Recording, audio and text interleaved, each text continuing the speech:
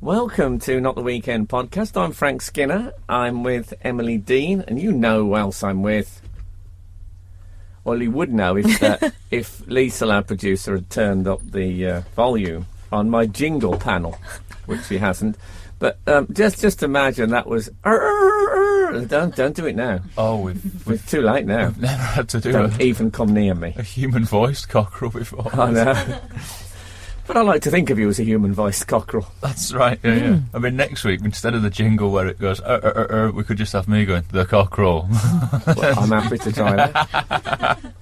Shall we try that now? If you want. So, this is Frank Skinner, and I'm with Emily Dean, and I'm also with... The cockerel. Yeah, it works. That is horrible. That's horrible. Horrible. I found it was a bit bassy. Yeah, sorry about that. I don't mean as in the count. I've got a Or the certain trainer. timbre. I've got a bit of the Simon Callow about me. You're moving towards basso profondo. Thank you very much. I agree. We're still in Edinburgh, by the way. Oh, we ain't never going home. And Speak for yourself. Yeah, and I've been out and about, and you never know who you're going to bump into in Edinburgh. That's what worries me. There's a famous person around every corner, under every stone, one might say.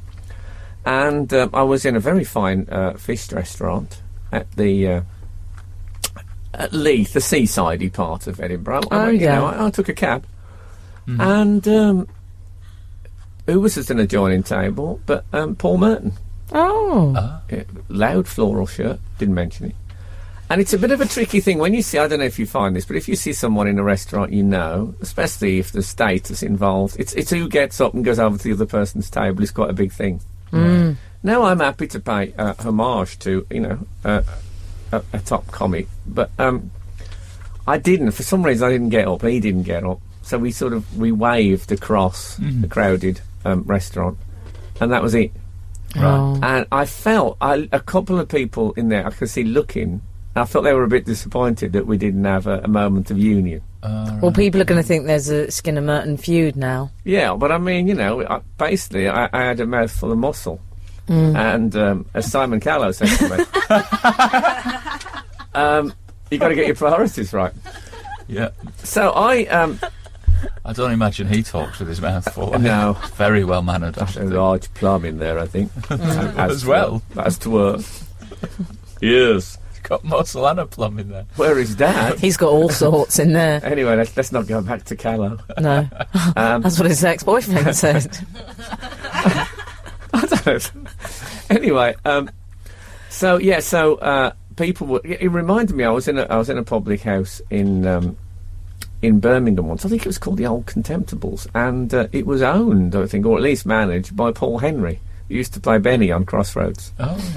And I walked in, and I just started to get sort of vaguely well known, and I could see people were looking at me and him together, and they were waiting for the moment. And I went over and shook hands, and I felt there was people it was a bit like on the on the Sistine Chapel ceiling where God is touching the finger of Adam.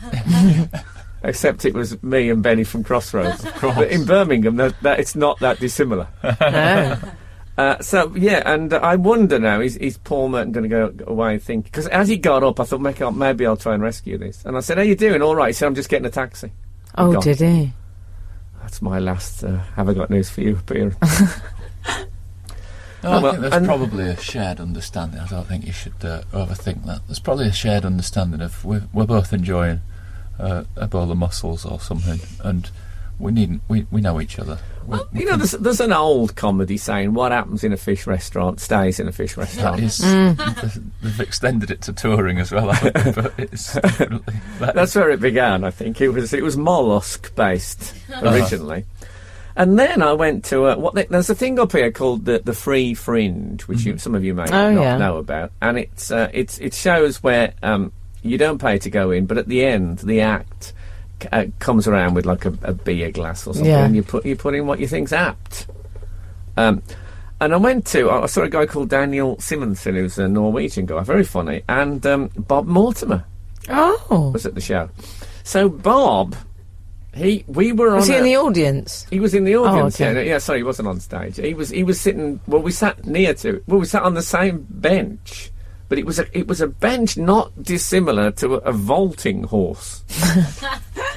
And so, because it was not facing the stage sideways, he sat at the front, and I sort of rode pillion.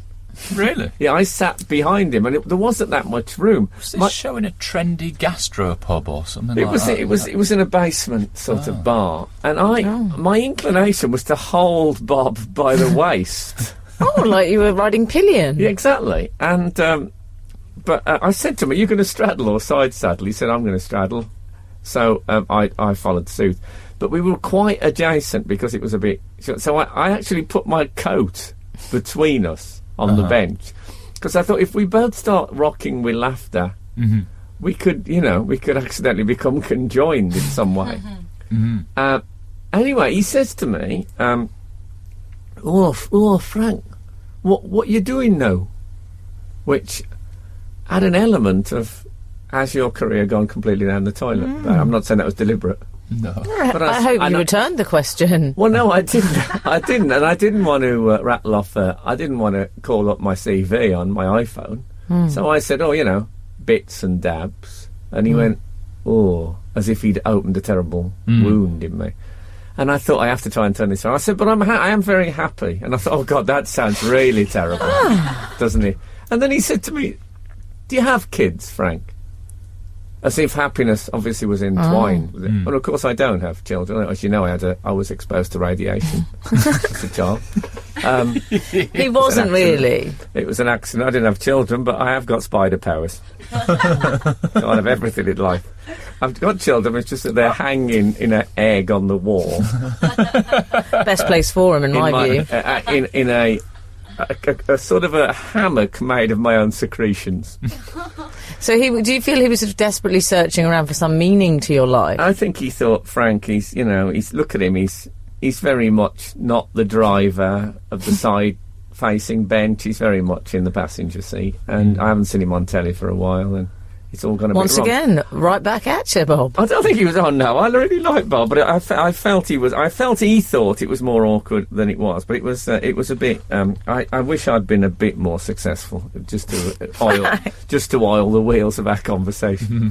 And also, when people say, "Have you got kids?" I also think I always hear in brackets, "Or are you a weirdo?" Right. So it's a touchy subject. I'm going to start making up things like you didn't hear about my terrible accident, stuff like that. Yeah. Well, I had a similar thing. I worked with Paul Merton last week. Oh yeah. And did an episode of Just a Minute and met for the first time ever in my life Giles Brandreth. Oh yeah. And then the following day, kept bumping into him to the point of awkwardness. I saw him 3 times in about 2.5 hours. Once in the Pleasance, once in the street, once outside a cafe, to the point where I thought, we are now running out of small talk. Oh, so you did speak on each occasion? Yeah, and he's very charming. He did that thing that people of his stature can do of, "Oh, I thought you were wonderful on the show yesterday. So charming, which is a great way of saying you were nice. But yes. I'm not going to comment on whether or not you were funny. I'd say really in Brandrethese it means I despise you. Maybe. I liked him. Frank's fluent in it. I met him in a bar in Chiswick. I love this. This has just become celebrity gossip. It's like OK Magazine podcast. It's not that gossipy though, is it? Giles Brandreth. Tiny little things in cafes and restaurants. I'm trying to raise the bar a bit. I've got a Russell Crowe story. You'll love it. Oh, here we go. Good. But are you going to crowbar it in? I always do. But Brandreth, I met him in a bar in Chiswick in West London, and he started just chatting up my girlfriend. I mean, absolutely, like the most elaborate chatting up you've ever seen in your life. And then he turned to me at one moment, he said, this isn't made any easier by the fact you're here. And I'm not totally sure he was joking. Really? Yeah. Oh. Yes. Celebrity beef. Exactly. Yeah. That's what I call him. Or was it ham? But look it up. Anyway, I don't know if I'd rescue any of the 3 of them from a fiery house. But anyway, that isn't true. Actually, I wouldn't rescue Brandreth. He could perish. But I'd go for the other two. Both fine comedians. So, Frank, have you sorted out is the bed bugs problem fine now? Anyone who listened to the show on Saturday or the resulting podcast will know that my girlfriend and her sister, who are sharing an apartment in Edinburgh separate from me, because, as my girlfriend says, I've got work to do, I won't just be able to hang out. I was told. And but they had the bed bugs thing, and what's happened is that I've found myself basically talking about bed bugs for about 40 minutes a day on average since, because it's a big story, and of course it's very apparent because Rachel, her sister, is as you might imagine, covered in bites, and the doctor told her quite a lot that apparently when they bite bed bugs, their saliva, who would have thought something that small would bother to have saliva? That's what people have said about me. But who could be troubled to have a saliva gland if you're that tiny? Yeah. Forget about it. Anyway, their saliva contains an anaesthetic. Oh. So when they bite you, it doesn't wake you up. So they can bite you several times. Oh. And it's only after a bit when it starts to itch that you wake up. So by the time you wake up, they've done their business and left. They have dabbed the corners of their mouth and left. And I like the idea that they anaesthetise you in bed over a period of time and then they go in for the attack. The amount of relationships I've been in like that.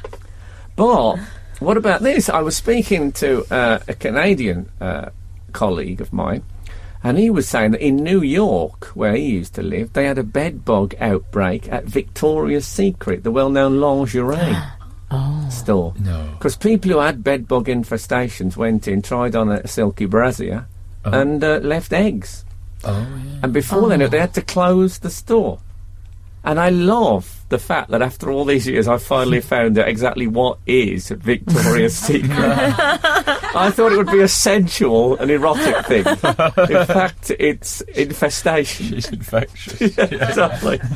You know Victoria's Secret? She's riddled. I think I could have told you bugs. Victoria's Secret years ago. Maybe it's a different Victoria. Who could have told you? You sure had Prince Albert? No. Sorry. I killed a bug this week. Oh, God, I wonder what he's going to say then. Yeah, I killed Victoria. Killed It was a an woman accident, called Your Honour.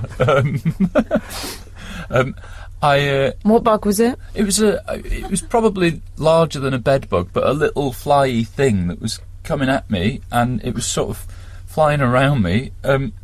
And the only thing to hand to hit it with was my wallet, which was full of coins.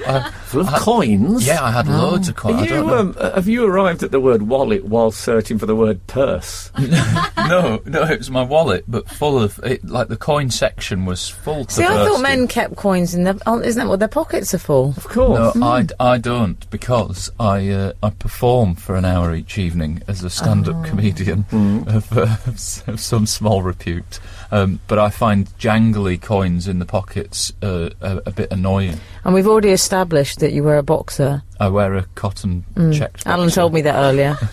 Did he? Yeah, don't worry. There was nothing sleazy about it. It was a conversation about smalls. And, Well, Lisa, our producer, said who actually hung up my washed pants last week, said to me that she was surprised how small they were. It was an awful moment. got small smalls. That's essentially. Started to wonder if I didn't accidentally bring my Action Man wardrobe instead. Were they khaki? But anyway, I killed this bug with quite a heavy wallet, and Isn't that Elton John's been trying to do that for years? today To kill a bug with his hefty wallet. Carry on. It was very weird. Doesn't warrant any explanation. Yes. And I didn't. I mean, it left me with some contemplation of what have I done. But did it leave you with the remains of the bug? I just gave it a wipe on my jeans or shorts or whatever it that was. could be a great. That could have been a great autobiography title. Blood on the Wallet. Blood on the wallet. But I know that was it Sting that Blood once on the said- Wallet, the Bernard Matthews story. But I think Sting once said that his cocaine habit was God's way of telling him he had too much money, and I think me killing that bug the other day was God's way of telling me I've got too much change. That's really Too much loose change. You need some notes, too love. much shrapnel. Time to get a piggy bank and start to do the what's it? You know, when you take it all out, the filter. Yeah. Filtering. When you filter your wallet. Pig filtering? Yeah. Is that legal? Yeah. You know what I mean? When you come in and you put all your smash in a little pile. Smash, shrapnel, change. What are we calling it? I'm happy with change. Okay, Change, we'll go with yeah. And how many people I'm can never- say that at my age? I'm never happy with change. I prefer a note, as I once said in the 90s. Could you, could you get a sort of a piggy bank attachment that clips on the belt? Oh yeah, there's probably an app for it, isn't there, nowadays? Yeah. Oh, there will be. Isn't there a story that Dwight York used to buy... I didn't do anything. He used to buy a Greg's pasty on his way to training. What, to keep his change in? No, to eat. And he used to give them a £20 note, and when they offered his change, he went, "Oh no, keep it. The bulge ruins my suit. Sue's spending £20 a day on a Greg's pasty." That's the story, anyway. I hope it's true. Isn't it? Email in. It's like the Palace of Versailles, isn't it? The Premiership. Yes. Yes. They live that decadent. Well, the one that was the moment where you go, "Oh, it's hard to apologise for how rich footballers are," was when who was it that left a Porsche in Italy and forgot about it? That was me. No, it was. I don't it wasn't. remember that. I don't know that. It was. I think it was like Jermaine Defoe or somebody like that. I sailed Oh, a yes. porch in Italy. Have you got mixed up? I think that the ultimate was Ashley Cole being told that Arsenal were only offering him 53 grand a week. 53 grand a week. He had to pull over to the hard shoulder. He was so upset. That's brilliant. Yeah. Well, Frank, I had a brief run-in with a mouse this week. Oh yeah. Well, you know, I've just got a new pad, and I'm really pleased with it. What a mouse, Matt. No.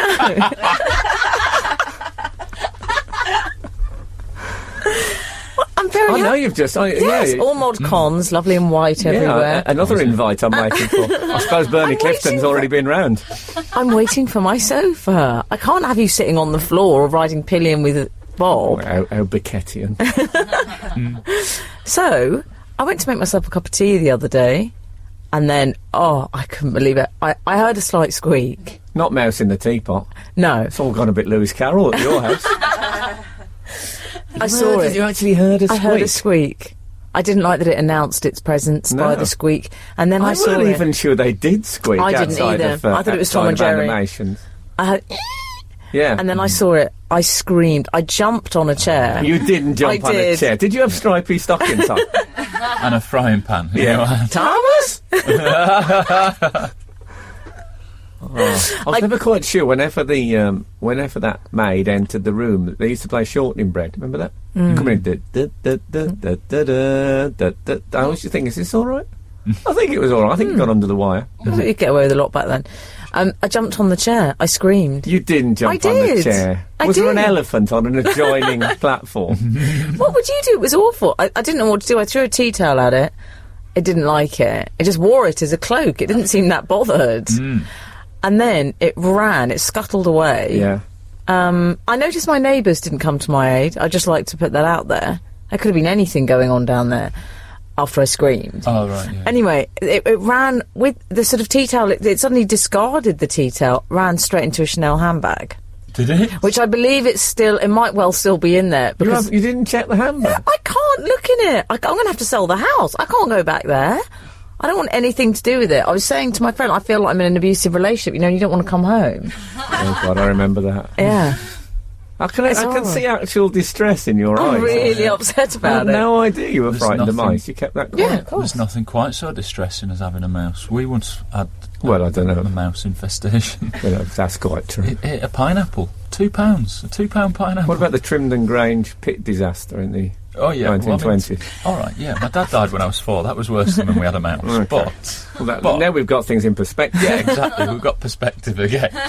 But it is quite distressing. Yeah. I think it's up there. I remember my dad catching a mouse with a tea towel. It's unbelievable. Did he? What was did he just, do? He was I just need his drying his tips. hands on a tea towel, and suddenly he leapt full length like a first class goalkeeper, And he'd seen this mouse going along the skirting board. He leapt and got it in the tea towel. It was a fabulous, athletic moment. He was Peter Bonetti, though, wasn't he? Well, who was known as the cat, of course.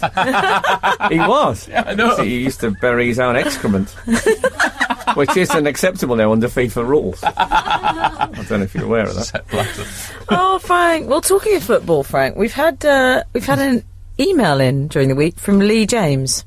Lee James? Yes. He says, "Hi, Frank, Emily and Alan. I was in my local supermarket on Tuesday." Oh, Tuesday's at Tesco. Yeah, exactly. Oh, for Pete's sake, good guy. Sorry if you didn't hear the show on Saturday, that'll mean nothing. Oh, dear. Just trust. Sometimes you have to just trust me. And coming towards me down the aisle was a man in a black full-length leather jacket. As soon as I saw him, I immediately remembered your discussion on full-length leathers, the Ron Atkinson. Oh, I missed that. It's call it the Ron Atkinson because Ron Atkinson used to wear the long black. He used to wear... Well, I once saw someone at a football match and he had a sign saying Ron Atkinson's full-length leather, which always amused me. I pointed out that whenever I see anyone nowadays in a long black leather coat, I always go, Matrix. But you've got to pick your target. Well, it's interesting you should say that, Frank, because Lee James says, as we passed, I said, "Oh, Matrix." Just like him. He immediately turned round and said, "You what? Say that again and I'll knock your block off." I'll knock your block. When did this happen? If I'm honest, I was slightly taken aback. Firstly, I questioned whether I'd travel back to 1986, Well, so at the last least. time I'd heard that phrase. And secondly, I got the feeling this wasn't the first time he'd been the butt of the Kenneth Williams homage. Oh, do you think? You've started something. Oh, no. It's Lee in I've set up a Southampton. virus. I like the idea that bloke, ever since I said it, has had it about 5 or 6 times. Could be Darth Vader, of course. It could be. Who would be touchy about the Matrix and its popularity. Oh, yeah. I don't think it's right for a supermarket of full-length leather. It's a bit creepy. Well, I mean, the ones I've done it to, I think, have usually been they've been a bit on the gothic side. Oh, yes. They're peaceable people. the Yeah. goths. Definitely. Yeah. So, but you don't want to you got to be careful when you're any kind of people in supermarkets as well. They're often on the edge. Do you know what I mean? Oh, yeah. This is Frank Skinner on Absolute Radio. Frank Skinner. Absolute Radio. Why would you wear a long leather coat to the supermarket in August as well? Well, if you're a goth, you've got Or- obligations. If you were a thief. Yes. Ideal thief clothing. Yep, baggy coats. Maybe they'd slashed away at the lining. Perhaps it was just full. He might well have said, "Ooh, Matrix," and the guy's thinking, "Do you mind? I've got 18 cans of beans in this jacket." Yeah, don't draw attention to me. Yeah, I'll knock your block off. I'll knock your block off. And he's probably thinking, "I've got heavy stuff that I can." Yeah, maybe it was not your block off. It could have been one of the great train robbers. Maybe Charlie Peace, the Victorian burglar. I have a friend who's a reformed supermarket shoplifter, and he told me that he used to wear an army jacket because it had lots of pockets in it. And what you want, he said at the time that because he was skint, and he said you want high value, small items in your supermarket shop. So he would go for like king prawns and steak and stuff. Foldable. Steak is a high value small item. Also very perishable. Yeah, well, I think he went home and ate it fresh. Oh. See, well, I Yeah. think the way forward is an ethnic pantaloon. In my Yes, experience. absolutely. I could go home with a Caligas heater. No one would notice. Not that we're condoning shoplifting. No, anyway. definitely not. I'd like to No. say that Absolute Radio is very anti. And he did, Shoplifting. you know, he is reformed, mainly because he realised that where him and his mate were having a little meeting to discuss their yield, what they'd got was actually right under the security cameras, and the security just started following them around every time they went in, so they'd obviously been caught, obviously. I have no sympathy, can I make that clear? No, me neither. Bad, but he's a good man now. Yeah, all right, God, we've established that. Now. Blimey. Anyway, so I'll tell you who could do with one of those coats. Who's that? Have you read about... I'm calling her WFW. Oh, yes, I know where you're coming from. Well, we're all familiar with the work of BFM. Are you, Alan? Was it before Alan's time on the show? It was, but I think we've briefly discussed him. Is this Britain's Oh, there's fattest no man? brief about it Yeah. when you're talking about BFM. Yes, Yeah. Britain's fattest man. who He's was- I actually saw a the friend of the doc- show. Is he? Yeah. He hasn't been in the studio yet. I have an oblique reference to him in my little stand-up Hold on. show. Friend of the show. That's if the BFM is listening. He's one of our... We've got Peter the Wild, Britain's Fattest Man and Ross Noble.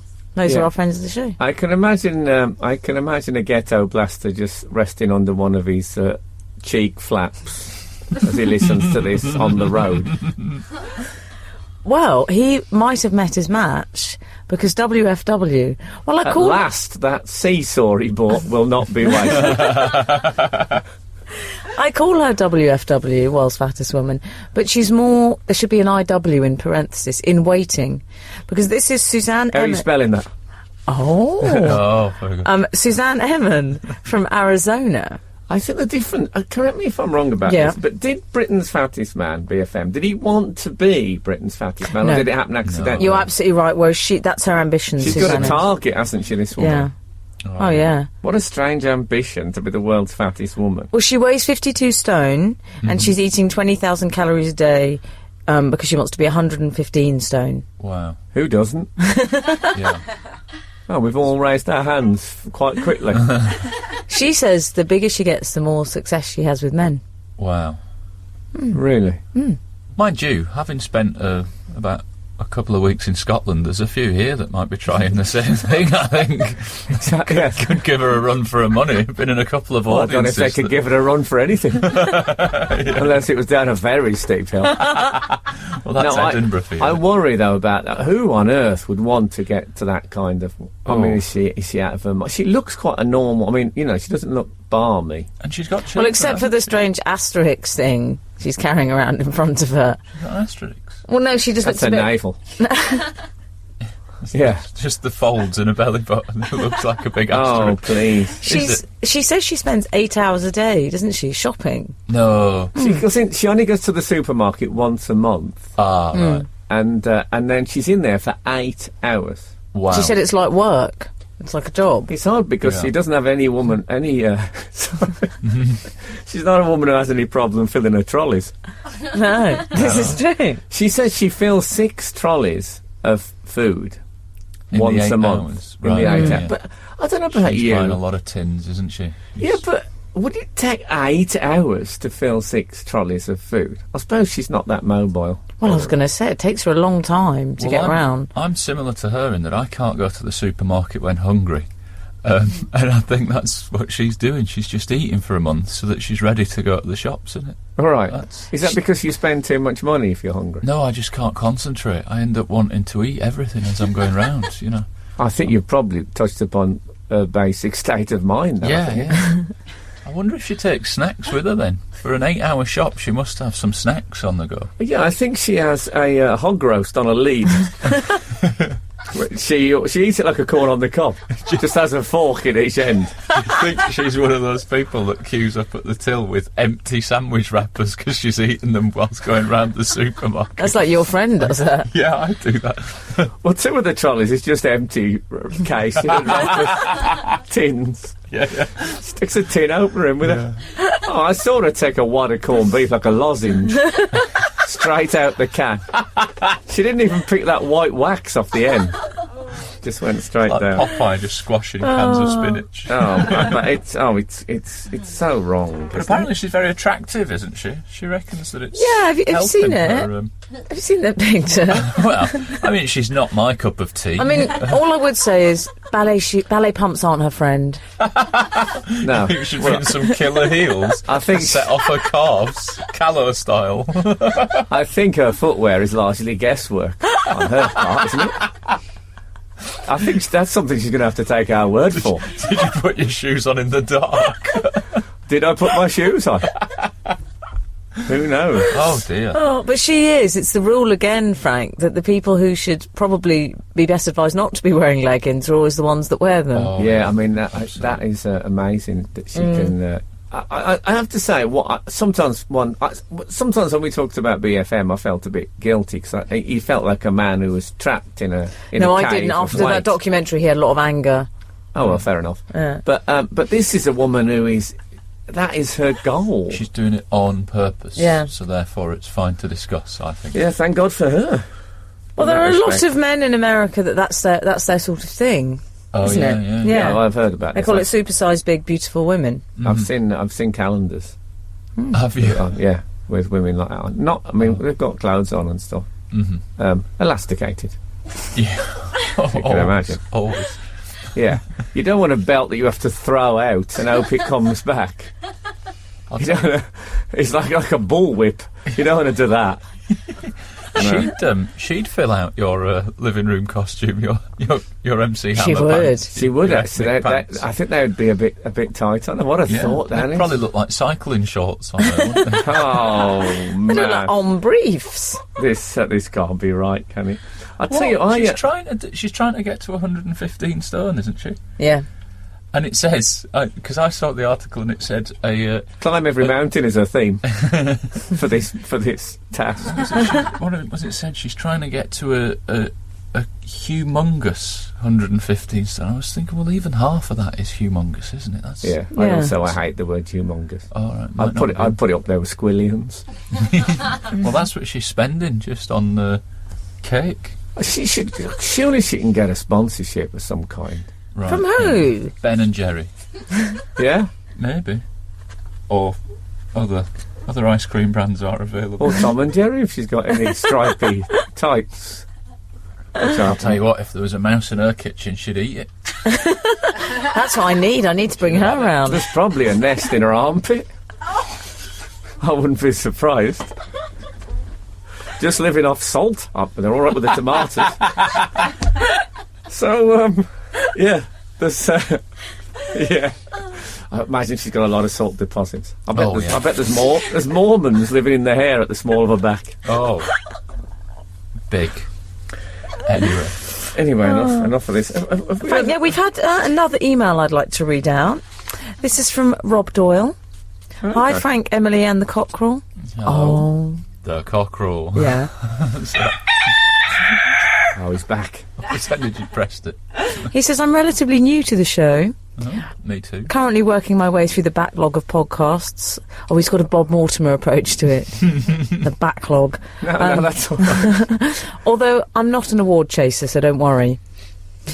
Okay. Anyway, it's really bugging me. Oh, he says if I was, I wouldn't be a Leeds fan. Anyway. Oh, he's got all the gags in on He's the got way. all the gags. He knows what he's going, but he's on the way. I'll stop. I'll have base camp 1 and base camp 2 on the humour front. Yeah. He's stopping off. What's he called? At every aisle, like WFW. Rob Doyle. Oh, Rob Doyle. Okay. IW, thank you.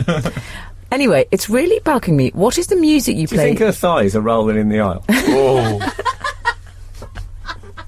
I bet when she gets out of there, I bet she's got like a load of litter and stuff dragged out after her. Do you? Oh, yeah. She'd be She's going to get big. We should chart her progress. on a pie chart.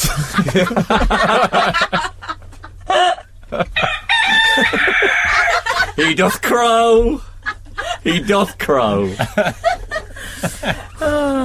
So sorry. This. Yeah. So Rob Doyle. Yeah.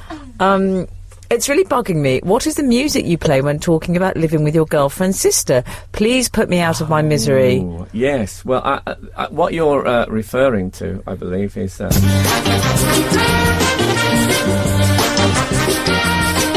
It's not always as loud as that, is it? No, I'm fading. Sorry, it shocked us all.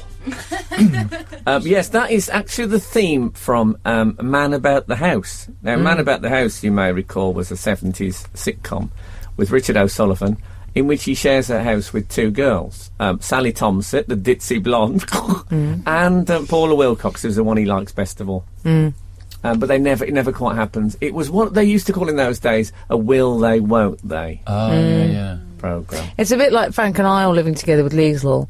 Yeah. I see myself in the Paula Wilcox role, except we won't. I mean, there is that classic episode where they surprisingly washed his pants, isn't there? Yeah. There was, funnily enough, I was in a sitcom with Paula Wilcox, in which she played my mother. Really? This was in the early 90s. Was it late 80s even? Yeah. Yeah. And I remember someone said to me at the time, I bet you never thought you'd be in a sitcom with Paula Wilcox playing your mother. It was a safe bet. and not one I was prepared to take on. And people often do that to me. I bet you never thought you'd be being interviewed by the Archbishop of Canterbury at Canterbury Cathedral. No. I mean, what did they imagine my life has been like? Me put supposition after supposition of strange things that might happen to me. Who are these people that say such stuff? But Paula Wilcox, who was married to the son of Nelson Riddle, who wrote the Batman theme. Oh? Yeah, she came round to my parents' house a couple of times. Of course she did. But do you know what her husband was called? No. Skip Riddle. No. Yeah. That's a brilliant. That's a great name. That is a cracking name. That's like that's in the same part of great names like Rip Torn, the American actor in it. That's a good name. Skip Riddle. And she was very nice, Paul. It was very exciting to meet her after all those years.